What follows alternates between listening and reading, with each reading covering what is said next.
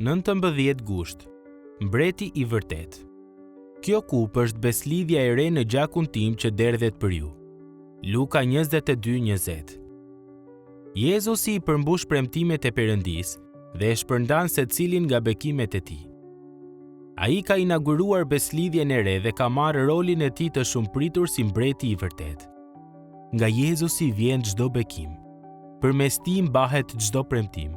Atij jepet e gjithë lavdia. Të krishterët i pranojnë këto të vërteta në tryezën e darkës së Zotit, kur marrim kupën dhe kujtojmë që Jezusi e derdhi gjakun e tij, gjakun e beslidhjes së re për faljen e mëkateve tona. Në kryq, Jezusi vdiq për të marrë dënimin që ne meritojmë, në mënyrë që mëkatarët që nuk e meritojnë mëshirën dhe hirin e tij të mund të gëzojnë bekimet e faljes.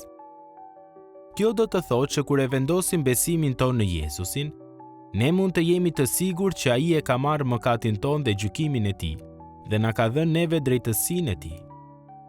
Jezusi përjetoi vdekjen që meritonim ne.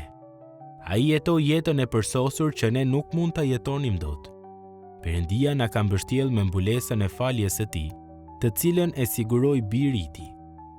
Ne nuk duhet të pushojmë kurrë së mahnituri me faktin që këto gjëra janë të vërteta, me anë të besimit, për ne. Profetët e beslidhjes së vjetër ishin shumë të qartë. Do të vinte një mbret i cili do të ishte pasardhës i Davidit, dhe ai do t'i përmbushte premtimet e Perëndisë. Ai do të themelonte sundimin e Perëndisë.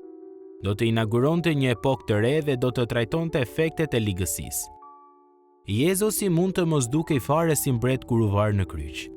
Mirë po ky ishte çasti i fitores së tij më të madhe. Kur Jezusi doli nga varri, ringjallja e tij deklaroi se ai nuk ishte thjesht biri i Davidit, por ishte gjithashtu biri i Perëndisë, i cili ishte në gjendje për ta mundur edhe varrin. I gjitha autoriteti i është dhënë atij dhe prej tij buron një rrjedhë pandalshme hiri dhe mëshire. Vetëm ai, që është burimi i një fuqie të tillë, mund ta transformojë zemrën dhe të jetë i denjë për dashurinë e shpirtit tonë. Tani Jezusi sundon dhe mbretëron në të djathtën e Atit. Mirë po ai, gjithashtu, mbretëron në zemrat e atyre që i besojnë atij. Nuk ka ditë më të mirë se sa sot që të humburit i ulin armët e tyre të rebelimit, të gjunjëzohen përulësisht përpara këtij mbreti të denjë, të pranojnë që ai është pikërisht shpëtimtari që u nevojitet kaq shumë dhe t'i kërkojnë atij të mbretërojnë mbi fronin e jetës së tyre. A është Krishti mbreti yt?